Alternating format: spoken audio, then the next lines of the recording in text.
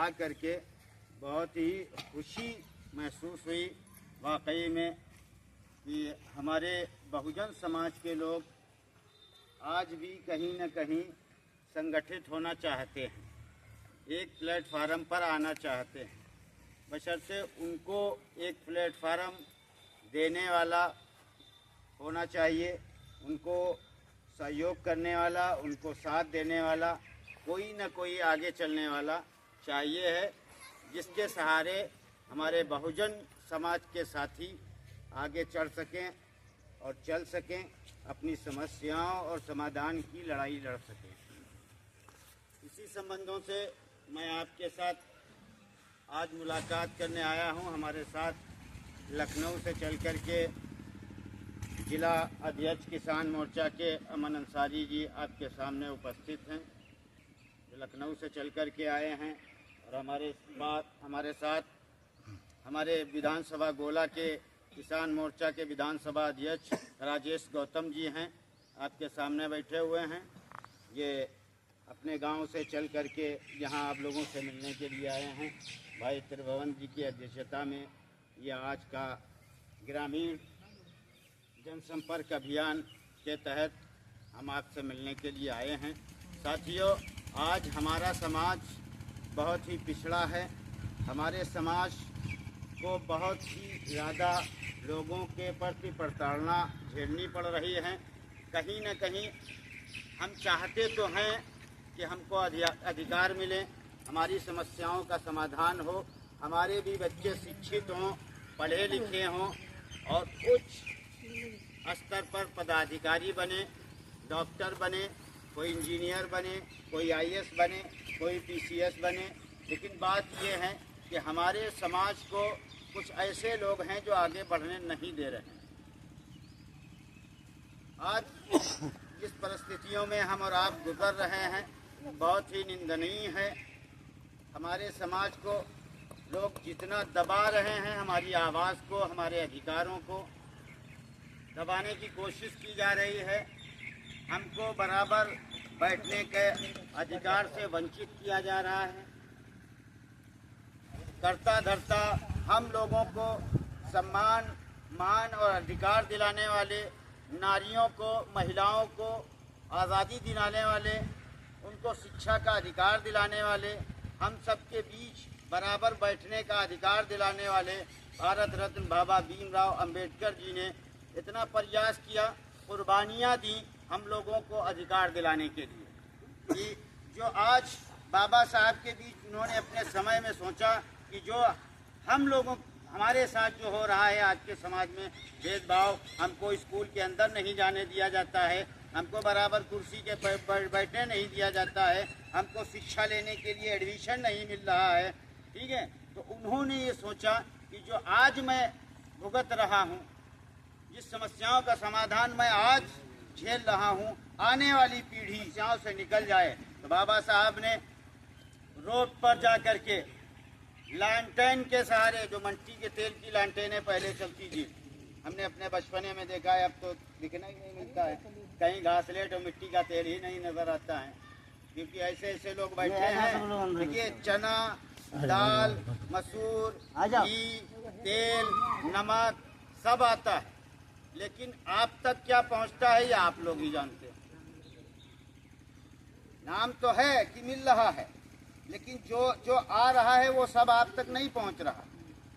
तो उस समय बाबा साहब रोड के जब उनको निकाल दिया जाता था, स्कूल में बैठने नहीं दिया जाता था, तो उन्होंने, आप समझिए, शिक्षा किस स्तर से ग्रहण की।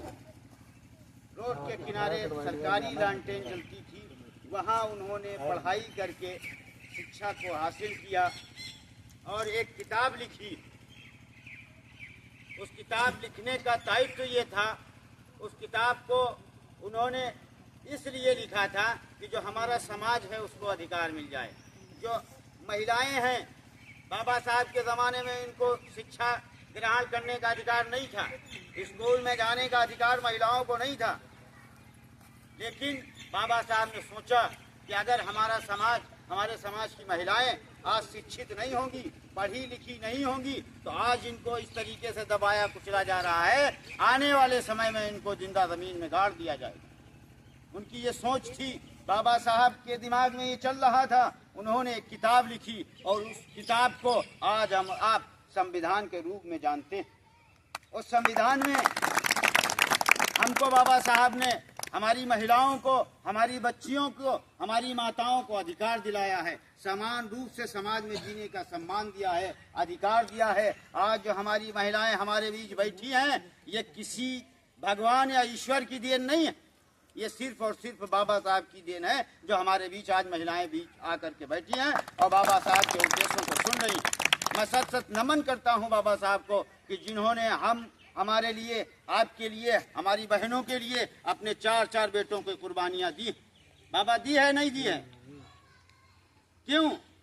अपने लिए नहीं। वो अगर चाहते, बालिस्टर थे। मेरे हिसाब से दुनिया में आज तक कोई इतना बड़ा शिक्षित पुरुष पैदा नहीं हुआ जितने बड़े ज्ञानी बाबा साहब भीमराव अम्बेडकर। इतिहास कोई उठाकर देख ले, गूगल सर्च कर ले, अगर इतना बड़ा ज्ञानी अगर कहीं आपको मिल जाए। आइए हमारे साथ भैया चंद्रशेखर आजाद जी के साथ कंधे से कंधा मिला करके आज आपके समाज का एक बेटा आपके लिए संघर्ष कर रहा है, जिसका नाम है भाई चंद्रशेखर आजाद, जो आपकी लड़ाई को आगे बढ़ाने का काम कर रहा है, जो आपको अधिकार दिलाने का काम कर रहा है। और उसके लिए भैया जी ने अपने आप को 16 महीने जेल के अंदर अपने दिन काटे हैं, अपने पीठ पे लाठियां सही हैं। किस लिए? आपको अधिकार दिलाने के लिए। अगर भैया चंद्रशेखर आजाद जी चाहते, लेकिन उन्होंने सोचा, कई घटनाएं ऐसी हुई हैं, हम और आप सभी गूगल सर्च करते, यूट्यूब देखते होंगे, आप देख लो, आपके समाज के लोगों को कुर्सियों पर बैठने नहीं दिया जाता है, साइकिलों पे। ऐसे ऐसे गांव हमने देखे हैं, ऐसे ऐसे शहर देखे हैं कि अगर हमारे समाज का कोई बेटा कुर्सी पर बैठ जाए या तख्त पर बैठ जाए तो उसको वहां से भगा दिया जाता है, उसको बेइज्जत किया जाता है, उसको मारा जाता है। ऐसा हुआ है, लोगों ने शर्मिंदगी से, हमारे समाज के लोगों ने, बुजुर्गों ने फांसी लगा ली, आत्महत्या करने का काम किया है। ऐसा ही हो रहा है। हम लोगों को प्रताड़ित किया जा रहा है, जाति सूचक नाम से, जाति के नाम से गालियां दी जा रही।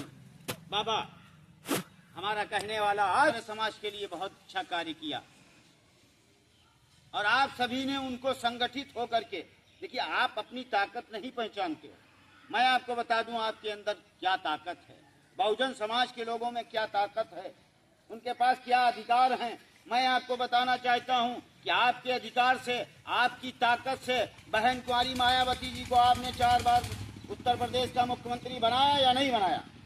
बता, बनाया भैया नहीं बनाया? ये आपकी वोट की ताकत से, आपके एकजुट होने की ताकत से, आपके संगठित होने की ताकत से 4 बार सूबे का मुख्यमंत्री आपने बहुजन समाज पार्टी की मुखिया बहन मायावती जी को आपने बनाने का काम किया।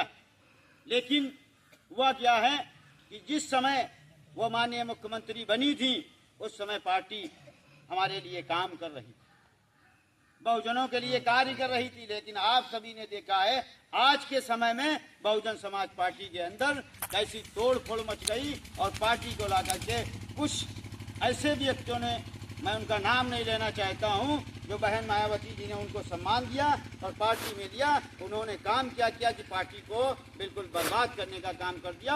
आज पार्टी का नाम जनाधार कहाँ पहुंच गया है ये आप सभी लोग जानते हैं। तो आप ऐसे लोगों से सावधान रहिए। भैया चंद्रशेखर आजाद जी का ऐलान है, सिर्फ बहुजन 85% का हमें सहयोग मिल जाए, हम उत्तर प्रदेश का मुख्यमंत्री तो मुख्यमंत्री, पूरे भारत का प्रधानमंत्री आपके समाज से बनाने का काम करेंगे।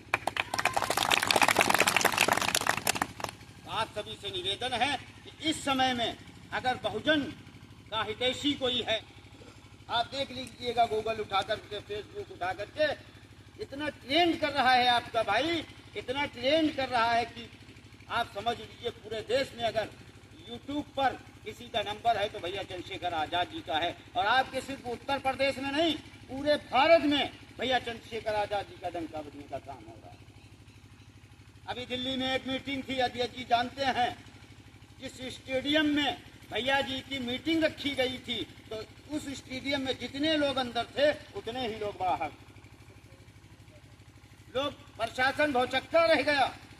इतनी बड़ी भीड़ एक नए नेता के सामने,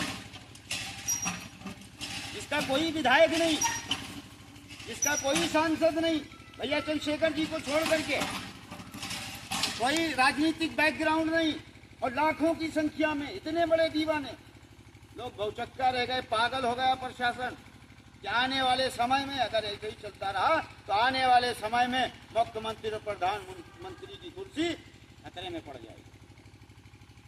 मैं आपको से आप एकत्रित होते हैं, संगठित होते हैं भीड़ के साथ, उन सभी को मिलकर के आने वाले 2027 के चुनाव में वोट में तब्दील करना। अगर आपको अधिकार मिलने हैं, और सबसे पहली बात है कि अगर आपको सम्मान से जीना है, या आप देखिए सरकार जिसकी होती है पौवा उसी का चलता है दादा, मान रहे हो भैया? नहीं, जिसकी सरकार, देखिए प्रधानी अगर आपके गांव में आपकी है, आपका ही चलेगा बोलवाला, हमारा नहीं होगा, आपका ही होगा। आप देख रहे हो आज अगर आप चले जाएं कचहरी, थाना, कोतवाली, कहीं भी चले जाओ, आपकी कोई सुनने वाला है? सुनता है कोई? नहीं। क्यों? आपके पास कोई मजबूती नहीं, आपके पास ताकत नहीं। अभी सरवन भैया बैठे हुए हैं, चौखड़ा गांव है, वहाँ बुद्ध कथा होनी थी, परमिशन भी मिल गया। भैया जी जानते हैं, परमिशन हो गया, और जिस दिन बुद्ध कथा होनी थी उसी दिन परमिशन निरस्त कर दिया गया। बताओ ये क्या है? हमारे और आपके सम्मान के साथ खिलवाड़ है या नहीं? हमको अपमानित करने का काम है या नहीं है? हर समाज की कथा होती है भाई। हम मुस्लिम हैं, हमारे समाज में होता है, हम जिसे मिलाद के रूप में मनाते हैं, आप बुद्ध कथा के रूप में मनाते हैं, कोई राम कथा के रूप में मनाता है। मनाते हो नहीं? किसी की मनाती है। जब किसी के धर्म पर हमें कोई आपत्ति नहीं है, तो हमारे धर्म की बुद्ध कथा पर आपको क्या आपत्ति हो सकती है? क्यों नहीं मनाने दिया गया? क्योंकि हम कमजोर हैं, हमारा कोई कहने वाला नहीं, हमारी कोई बात रखने वाला नहीं, इसीलिए तो ना। लेकिन अवगत कराया गया हमारे अध्यक्ष जी को। हम लोग चल करके लखनऊ से अध्यक्ष जी आए, हम लोग अपने गांव से गोला से चल करके आए, और वहां भीरा में जाकर के माननीय थाना अध्यक्ष जी को एक ज्ञापन दिया कि अगर चौखड़ा गांव में बुद्ध कथा नहीं होगी तो फिर दूसरे समाज की भी कोई कथा नहीं होगी। अगर बुद्ध उनके समाज की भी होगी कोई कथा तो हमारी बुद्ध कथा भी होगी, अन्यथा दोनों में से एक भी नहीं होगी। हम लोगों ने जाकर के चौखड़ा से भीरा थाने में ये काम कराने का कार्य किया है, इसके गवाह हैं माननीय त्रिभुवन नाथ जी ने। आज माहौल ये है कि अगर होगी, इंस्पेक्टर साहब ने कहा कि अगर होगी तो आपकी बुद्ध कथा भी होगी और उनकी राम कथा। तो ये सम्मान हमने क्यों दिलाया आपको? आप हमारे समाज के बीच के हैं। अगर ये कहने वाला नहीं होते तो त्रिभुवन इस बात के गवाह हैं, इनकी बुद्ध कथा तो रुक गई थी, लेकिन उनकी कथा जरूर होती या नहीं होती अगर हम लोग नहीं गए होते?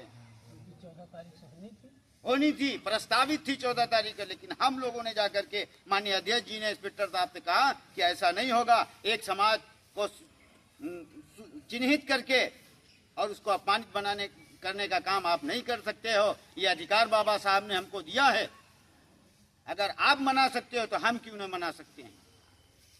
आप सभी से निवेदन है हमारा, एकजुट हो जाइए, संगठित हो जाइए, किसी से डरिए मत,